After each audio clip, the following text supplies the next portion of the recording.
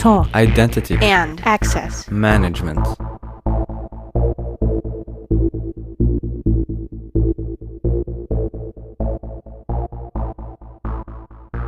Welcome to the Identity at the Center podcast. I'm Jeff, and that's Jim. Hey, Jim. Hey, Jeff. How's it going, bud? You're good. Yourself? Good, good. Hey, I just wanted to kind of mention I've been getting a lot of LinkedIn requests lately to connect to people who've been listening to the podcast, which I think is absolutely awesome. And I want to encourage anybody who listens, who wants to network with myself and Jeff to, feel free. Don't feel bashful about sending those LinkedIn requests because we are open to networking with all of our fellow IAM practitioners.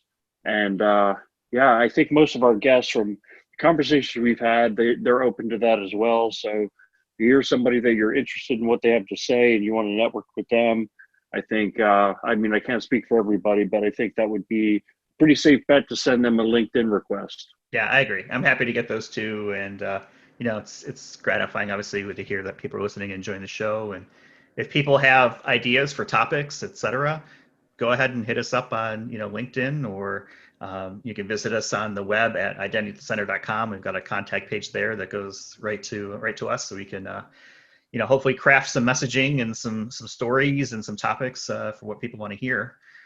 So with that said, I think today is a perfect example of where we're going to have a conversation with a like-minded soul whose goal is to educate and share his experience in building IAM programs at work. I want to welcome to the show Jerod Brennen. He is a music teacher and an all-around IAM Renaissance man. Welcome, Jerod. Thanks, Jeff. Thanks, Jim. I'm glad to have a chance to talk with you guys this morning. So we're happy to have you on here because the way that I think today's show is going to kind of run is really just kind of a conversation around a few different topics. And, our traditional opening salvo when we have a guest on is to talk a little about their IAM background and how they get into it, and whether IAM chose you or you chose IAM. So maybe you can talk a little bit about, how you got started in the IAM world.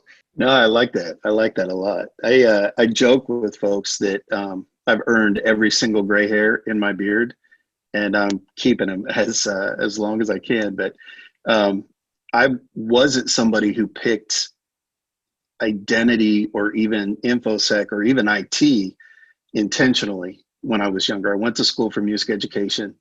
I've been playing piano and guitar and trumpet and singing for my entire life. And I thought, yeah, this would be a fun career until I did my student teaching experience. That's when I learned about helicopter parents and when I learned about the bureaucracy that goes hand in hand with a lot of public school systems. My wife ended up teaching. She taught for a number of years. She's still actively engaged in the school, and she's a saint. She, I think, is much better suited for managing that audience and that crowd. I'm pretty sure I would have been fired within my first year for speaking my mind or saying something that the administration or parents didn't want to hear. So I have this love for teaching, and my wife and I wanted to start a family. And as I was looking for opportunities with this college degree in music ed, what could I do to actually build a career in a field that I was interested in? Now, the other piece to being a musician is I've always been a nerd. My comic book collection is stellar. And I've been playing around with programming since my aunt let me toy around on her Apple IIe back in the day. So this notion of maybe I could give this IT thing a shot turned into a job setting up training classes where I would load up this van full of these 21-inch monitors, the old CRTs, right? And I'd have to drive all around and set up training classes in hotels and then come back at the end of the week and pick them up. And it was a chance for me to study and get a couple of certs. I picked up my A+, my MCP, and then I leveraged that to get a help desk job where I went back and took some classes at Franklin University here in Columbus to round out some of my computer science knowledge. And then I leveraged that help desk job to get an IT job with a public utility that needed somebody to do EDI, the whole electronic data interchange, sending data to and from companies that we worked with and banks. And just so much of my job there was related to security setting up encrypted transfers of very sensitive data. And internally, they posted a job to hire somebody to be on the corporate cybersecurity team. So there was corporate, and then there was SCADA, the one that touched all the power plants and that piece. And when I got in the interview, and not a joke, the manager said, "Do you understand how to do command line Unix stuff?" And I said, "Well, yeah, that's all I've been doing for the past few years." She said, "Perfect, you're hired." So knowing command line was enough to get me my very first InfoSec gig. And from there, I actually had a job at an opportunity come up with a very large retailer who at $4 billion in annual revenue decided, maybe we should hire somebody to look at this security thing. And so I was the first full-time dedicated InfoSec hire there, part of a compliance organization. And they didn't really hire me to do security. They hired me to do PCI, so credit card security, because they were going to get charged more per credit card transaction if they couldn't demonstrate compliance. And hiring me was actually cheaper than all those fees. So when I was there, without really letting anybody know what I was doing, I built out an ISO 27000 series based InfoSec program, not formally certified, but enough that I felt I was doing right by people and customers and employees and everybody who needed security, whether or not they knew it. And that's when I got into identity. It wasn't so much my choice, but I had it thrust upon me. This would have been 2008 with the financial crash. We were in the middle of an identity program deployment. We'd selected a vendor. We had an architect. He had a team of consultants. And the powers that be said, look, all the consultants, they're done. 2 weeks and they're out. And the architect, Jerod, he now works for you. And you guys are going to finish building, and then you're going to run this identity program for the entire company.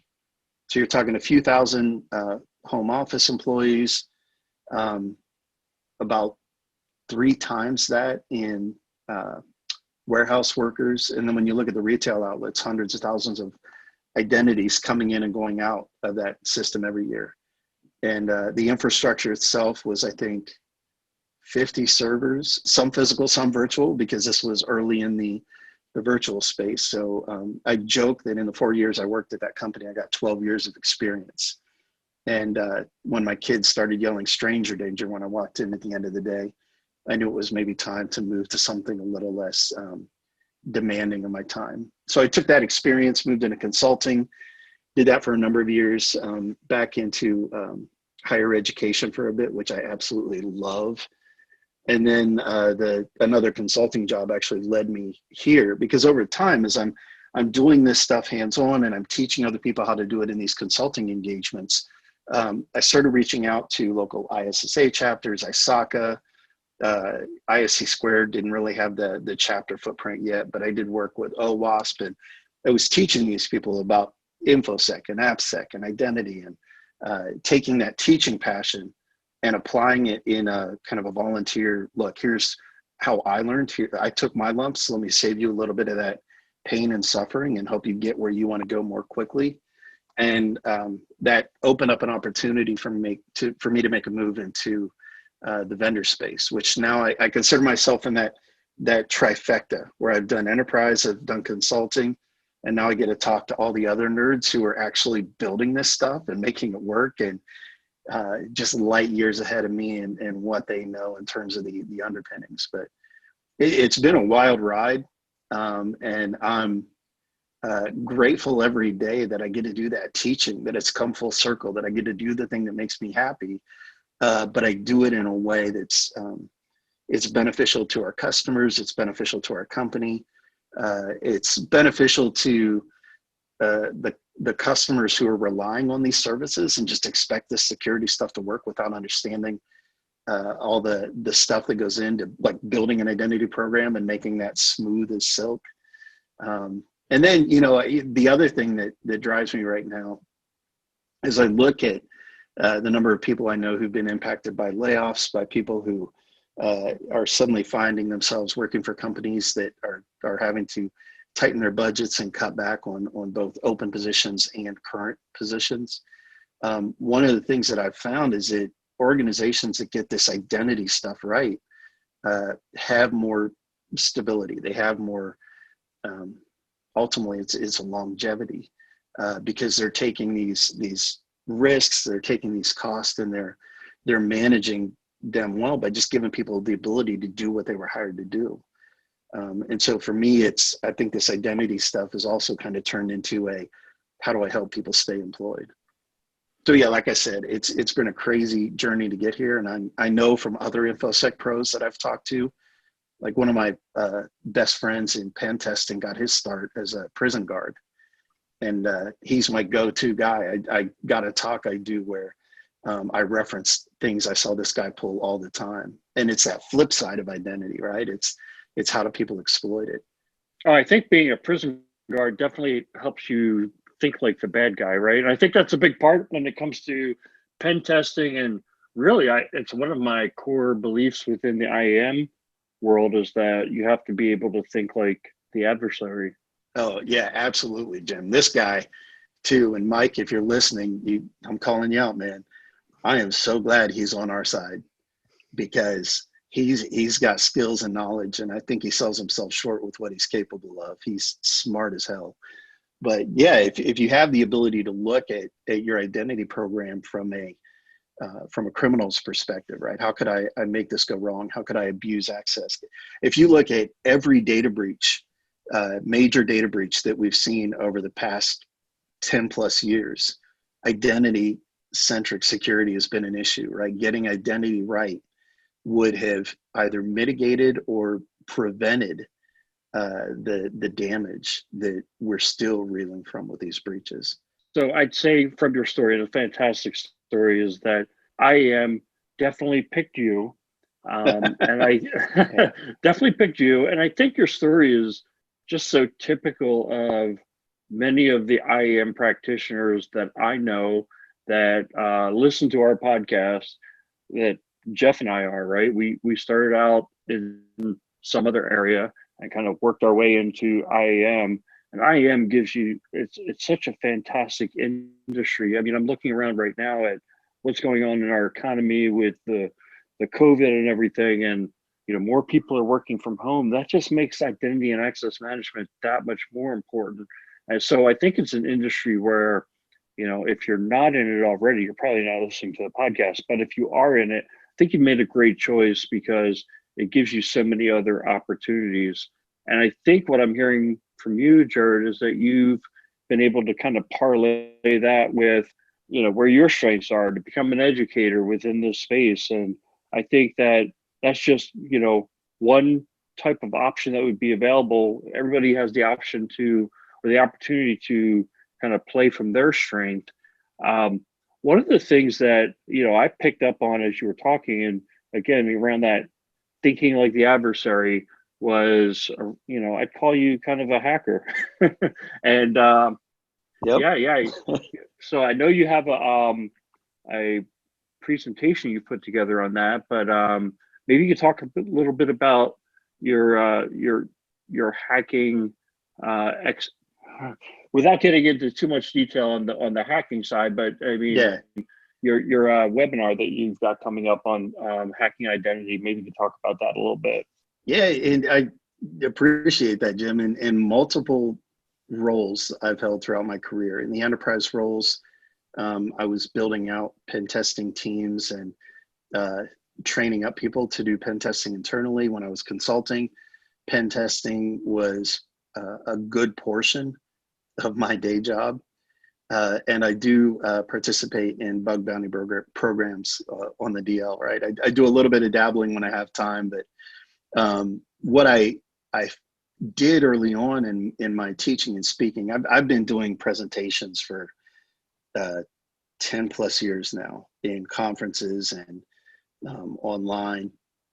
And I put together a talk based on my pen testing experience, helping people to map this notion of, well, what do attackers really do? Whether it's a pen tester or cyber criminal, if they want to get in, it's not always, that super sexy exploit code that they wrote in Python, or it's not an O day, and it's not, even I've been on pen tests where we don't even fire up Metasploit, right? And I know that's sacrilege to all the OSCPs out there, but honestly, if I could password spray an internet-facing web or service interface that lets me get one set of creds, once I'm in, it's just kid in a candy store. We did a pen test once where we got in with a set of creds. Password spraying attack gave us 3 sets of credentials to a single factor VPN. So they didn't have MFA enabled, right? And that's check mark right there. But once we got in, they had 0 controls around that identity internally. And we took a contractor account, went to a company all file share, found a human resources folder where the HR team had been storing information on every employee and contractor for the last 5-6 years, and pillaged that right away. And when I say information, I'm talking socials, driver's license, passport. We had enough to end the pen test right then. And that was within 2 hours of starting the test. So it was like Monday morning at 8 o'clock, we kicked things off. And by 10 o'clock, it was well before lunchtime, we had enough that we could say, yeah, this is a big deal. But it was a week-long engagement, and we ended up taking their VM infrastructure.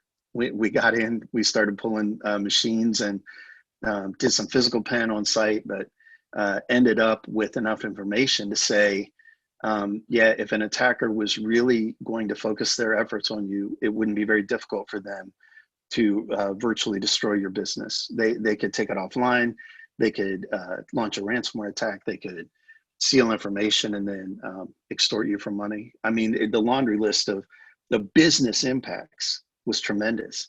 And it all goes back to this notion of, if you can exploit a weakness in someone's identity control set, that's the first domino to fall. That's how the majority of attackers are getting in and doing damage. And so this talk I've got, Hacking Identity, has step by step, right? It's stories and things I've done directly and things other pen testers have done. It shows you the tools we use, the techniques we use, and then it gives you some guidance on how to mitigate those attacks. The thing I was going to say, Jerrod, is that, one of my points I like to make is that if I was a hacker and I was able to get into your VPN and then start accessing data, I'm not going to then spike the ball in your face and let you know that I've actually exploited your network, right? I'm going to do it for as long as I can until you figure it out, or I've hit that honeypot of, credit card numbers or something like that. And you think back to the Target breach. I mean, it was sophisticated on one level, but it was unsophisticated on a whole other level, which is, that I got a VPN account and I was able to get onto your network. Wow, now your perimeter is worthless. Yeah, and that's a good example too. I've actually talked to some folks who were involved in that incident. I taught a workshop on third-party risk management at a conference for MIS Training Institute.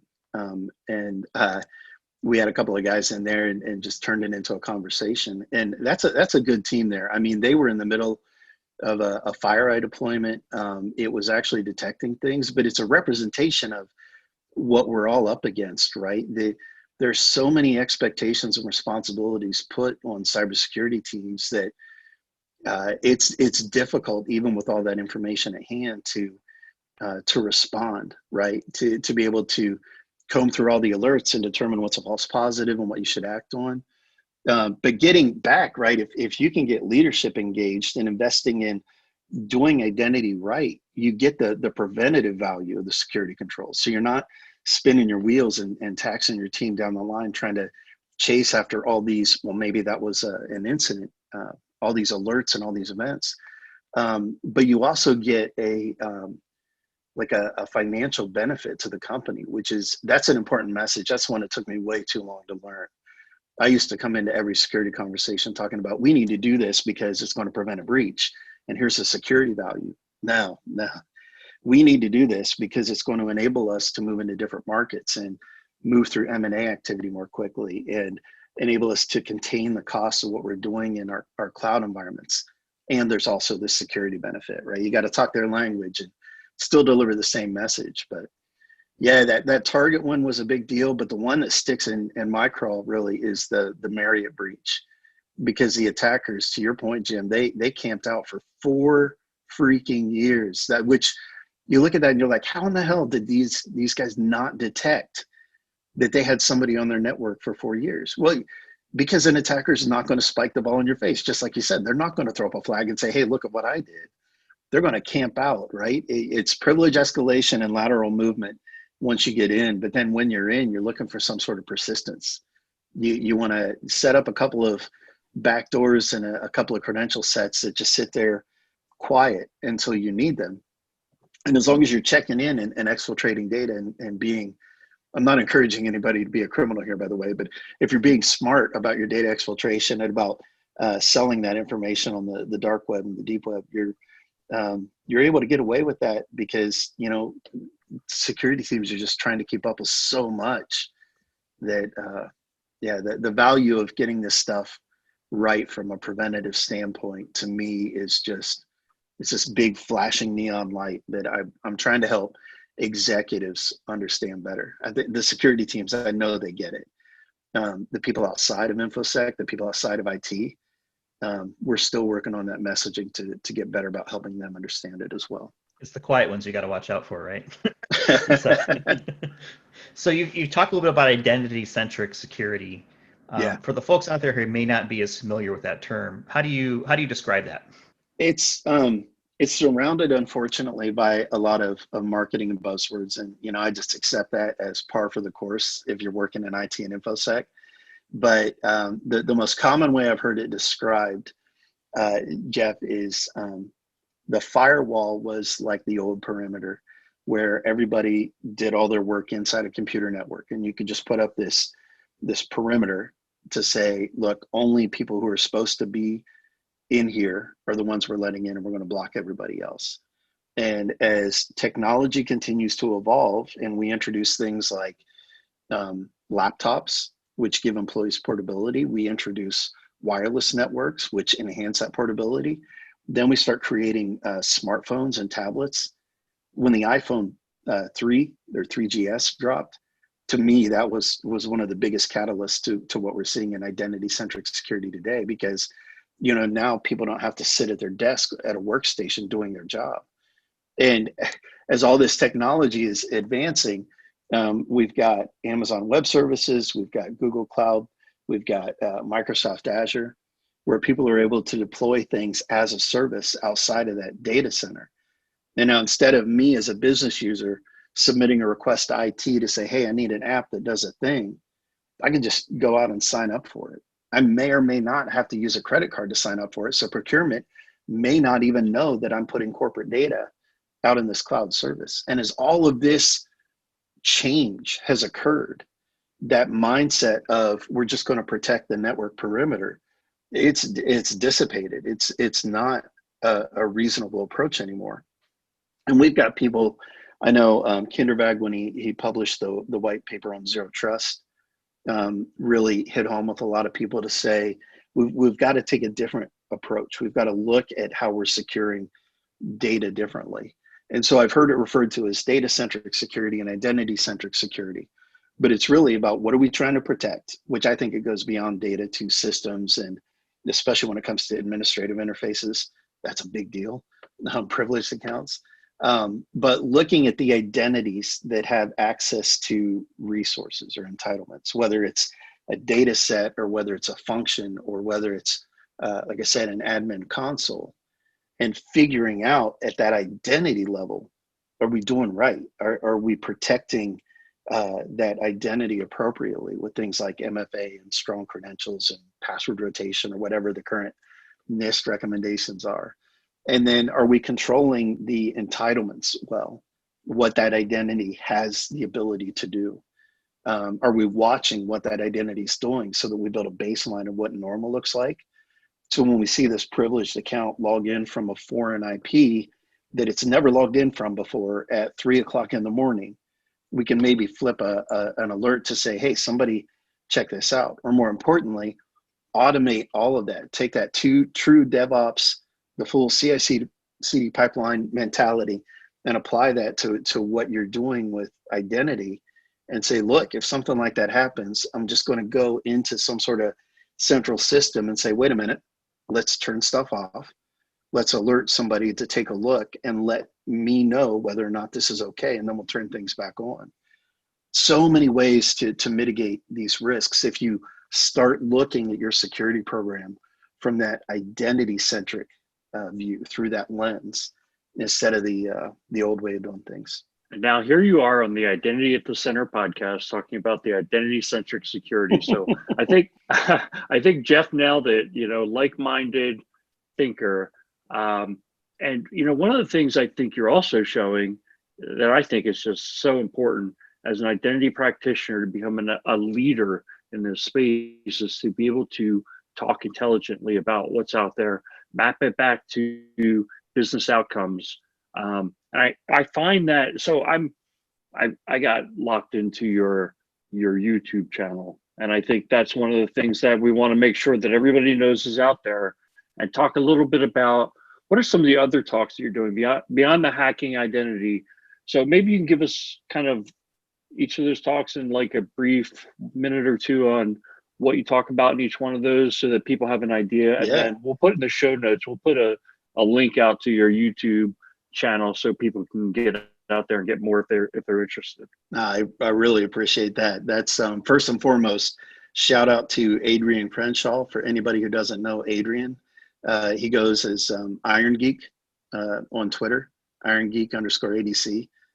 So Adrian made it a point when we were doing conferences in person to travel around with gear and record talks at B-Sides events, at ISSA events, and then publish them so people who couldn't attend the conference in person would still have access to that content. And a lot of the videos you're talking about, Jim, are ones that Adrian recorded. The first one is that hacking identity talk, where it's all about helping people understand why identity is such a big deal, why getting it right matters.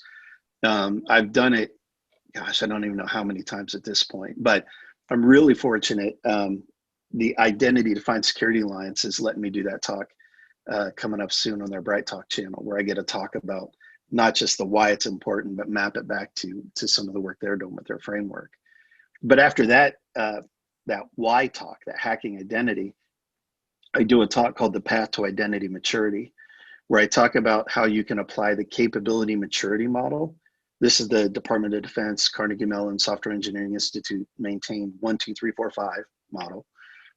Apply that to your identity program, but don't limit your controls to what you find in FISMA, right? NIST 853, or what you find in PCI, or what you pull out of HIPAA or SOX control sets, right? Don't make it this minimalistic compliance approach to identity. Now, the Identity Defined Security Alliance is a framework that identifies upwards of 30 best practices. It is hands down the best identity resource that we have today. Well, goes hand in hand with ID Pro's body of knowledge. What they're doing over there is amazing. But for a practitioner trying to figure out, well, how do I even measure my program? And how do I bring some of this language in so that everybody within my organization can be talking about the same thing, right? How do I get around these miscommunications and help people see the value from their point of view? This idea of doing a maturity self-assessment by using the capability maturity model and the Identity Defined Security Alliance framework.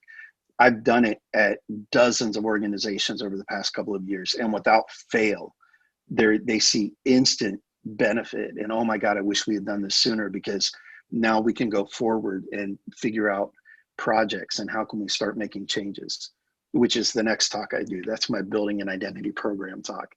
I've got one that's it's fairly tactical.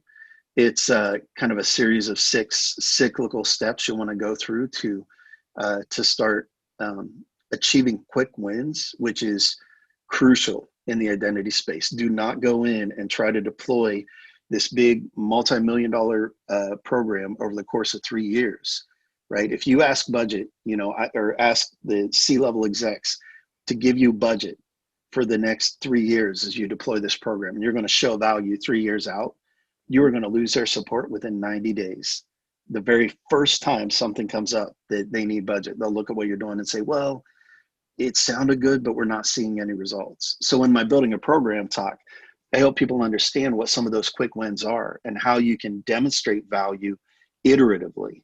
And this is the mindset of prototyping. There's a TED talk on prototyping that's just mind blowing about building towers out of popsicle sticks and marshmallows. I'll share it in the show notes. It's been it was eye opening for me in how I did my job in InfoSec and identity with this notion of I don't have to get it all right out of the gate, right? I can do a little bit at a time. I can make something work. I can show value to the people I'm asking to invest time and resources. And then I can go back and say, all right, now I'm ready to do the next thing. At which point they'll say, yeah, we really love what you did last time. What do you have for us next? I've seen that in my enterprise roles where people would literally walk up to my desk and say, hey, I heard you were doing this for this other team. Can you do that for us? And so I didn't have to go preach identity to them. They were coming to me to consume those services because of those quick wins and those success stories. So that building a program talk is giving people that tactical knowledge. And then I bleed into a talk called Developing Your Identity Strategy, which is looking ahead. This one's more for the C-level execs, for the directors, to say, what's on the horizon, right? What do I even need to be considering? There's a write-up from McKinsey Digital on digital identification that talks about this concept of self-sovereign identity and the role that self-sovereign identity is going to play in the global economy in the coming years. And the World Economic Forum, who has their own cybersecurity group, they published a white paper when they had their meetup in February in Davos, Switzerland, reimagining digital identity. That white paper is another one that gets you looking ahead and saying, wow, this isn't just a matter of automating password resets or giving people a self-service password reset portal, right? Digital identity is going to be fundamental to the success of businesses within the next decade. And if you don't have this stuff figured out, you are going to be the one lagging behind the competition who just has customers flocking to them because you're able to consume their self-sovereign identity in a way that you can provide services to it, you can provision entitlements to it. And so that strategy talk is helping people understand that, yeah, you've got to get this stuff right today because this is what's coming. And, it's just like people who are still hanging on to that firewall-centric perimeter security approach, right? You are going to be spending time and money on things that hold your business back. It is the quintessential definition of technical debt, to be hanging on to the old way of doing things. And when it comes to digital identity, it's not just getting it right within your four walls, right? It's not just getting it right with your SaaS services. It's how are you as a company going to participate in the global economy, given what's already coming, not theoretical, right? It is rapidly coming. So I share those talks in that order because they're different audiences, and you can't just jump right into that strategy talk if people don't understand why the hacking stuff matters, right? What are people doing to compromise it? But I've got those talks as they've been shared publicly out on my YouTube channel. I know SailPoint, who I'm working with, they actually had me deliver my Building a Program talk at their Navigate 2020 conference. And I believe they're going to publish that talk to their channel as well. But yeah, that playlist that I've got out there, Jim, the one that you mentioned, every time I have a new talk that becomes publicly available, I update that playlist because, again, it's that teacher in me. I've spent literally decades doing this stuff hands-on and learning, what works, what doesn't work, and looking ahead. I'm very much of that futurist mindset. So whatever I'm doing today has implications in the next few years. And I'm giving that knowledge away as fast as I can to anybody who wants it. It's quite the syllabus that you've kind of put together here around identity. Have you looked at doing anything on platforms like LinkedIn Learning, which I know has been sort of come up quite a bit, especially during the pandemic, right? People at home looking to get new skills and training, et cetera. Are you doing anything on LinkedIn Learning? Yeah, definitely. LinkedIn as a platform in general has been one of the best resources for me as an educator. I can connect with so many people. And a few years back, they bought lynda.com so they could start doing this online learning. And I want to say it was 2018. I did a class on security essentials training, I think is what it's called. But it's really about helping people understand the difference between a risk assessment, a compliance assessment, a security assessment, a penetration test, and how you would execute each of those. And the folks there, Alyssa, my content producer, really dug not just what I was sharing, but kind of how I teach. And so she's been hitting me up since then to say, Jerrod, can you teach classes on application security? Can you teach classes on soft skills, right? Helping people who have a technical bend understand how to engage the business.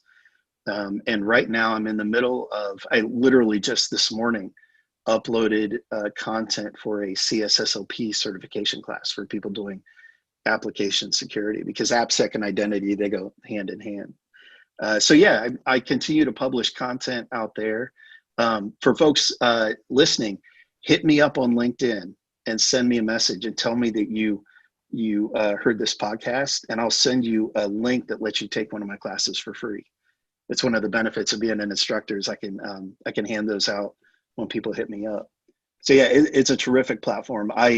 Not only do I publish content out there, but I'm watching courses all the time. There's a course from his last name's Reichenthal on everything as a service that he just published. That's in my queue because, boy, when it talks about identity and strategy and where we're going, the notion of how we're shifting to everything as a service is it's an important concept for people to get their heads around. Yeah, can't recommend LinkedIn Learning enough. That's awesome. You know, Jerrod, I would say you are a sponge, right? You take all this information, you triangulate it, you turn it into a perspective, which I think is just an amazing skill. For our listeners who also consider themselves to be sponges, what I'd like to ask you now is, you know, do you have any recommendations for people who are in this space? You just gave a good one there, everything as a service, right? But what are some other things that you're using to what I like to call sharpen the saw? Yeah, sure. Well, in addition to this podcast, number one, I was late to the game in learning about you guys, and I'm kicking myself over that because I look at who you've had on the show previously. Going through back episodes of this podcast is the amount of knowledge that you're going to get from the people speaking is just it's a masterclass in identity, and that's me excluded, right? I'm just Jerrod, but you got some real rock stars here who are doing some amazing things.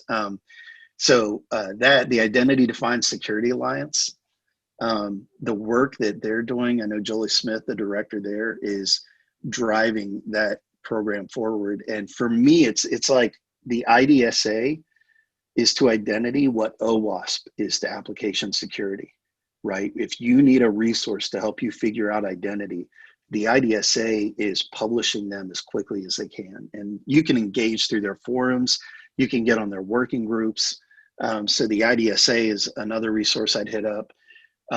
ID Pro, the ID Pro body of knowledge, this group effort, crowdsourced effort to build out some in-depth identity information. I see the IDSA framework and the ID Pro BOK as this 1-2 punch that's going to be table stakes for identity professionals within the next few years.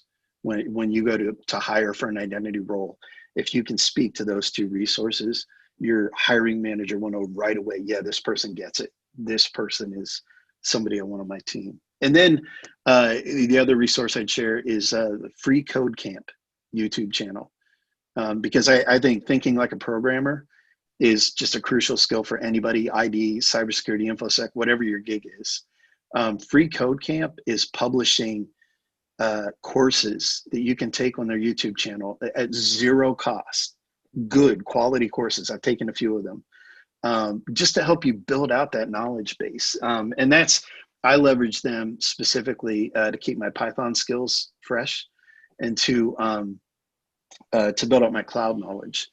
Because the other advice I have for anybody in cybersecurity in general, or even with a narrow focus in identity, get some core cloud certifications.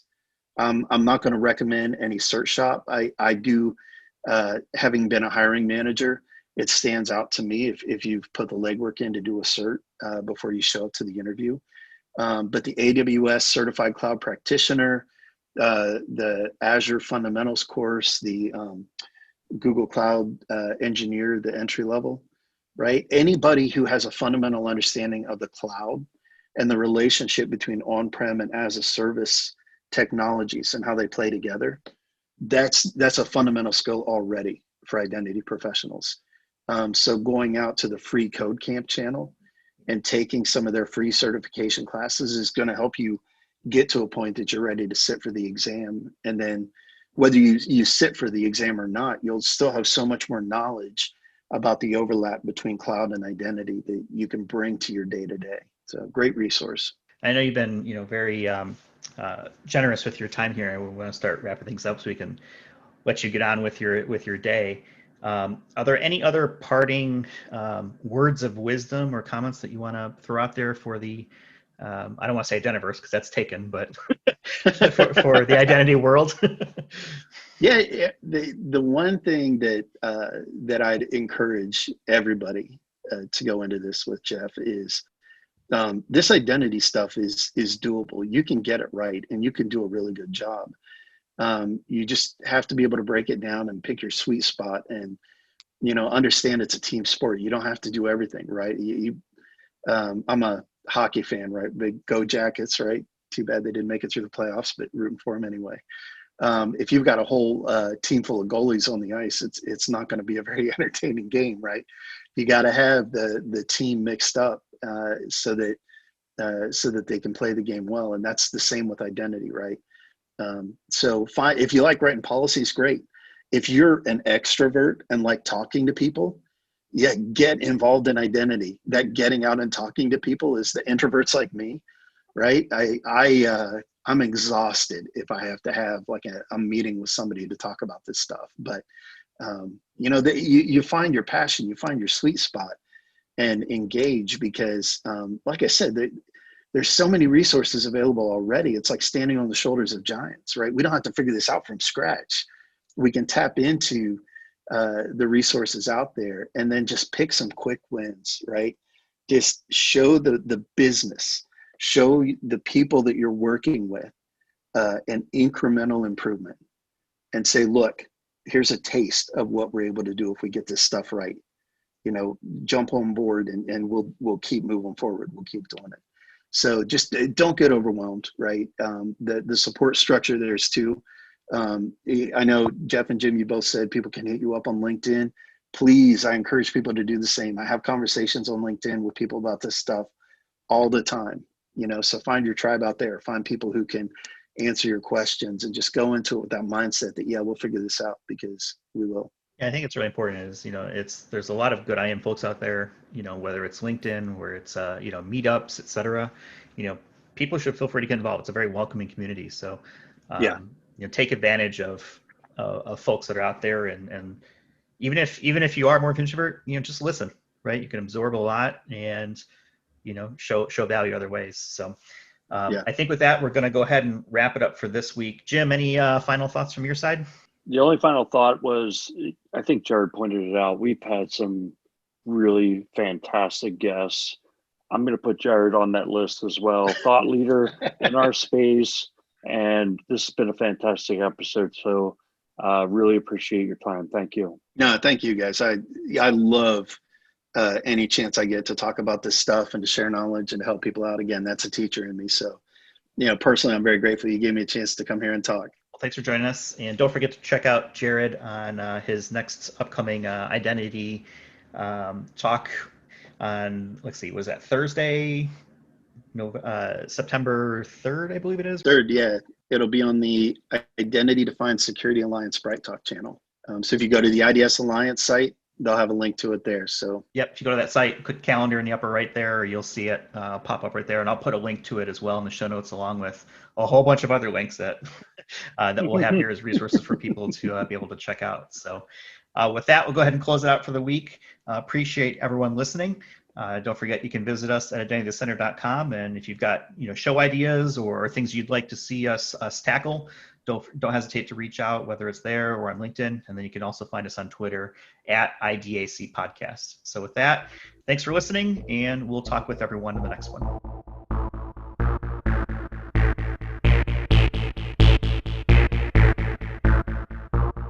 You've been listening to the Identity at the Center podcast. For more episodes, visit identityatthecenter.com.